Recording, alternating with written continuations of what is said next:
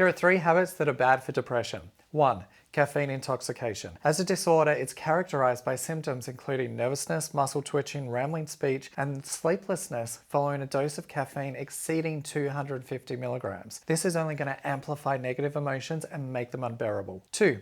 Junk food. A Spanish study found people who eat a lot of fast food are 51% more likely to be depressed than those who avoid it.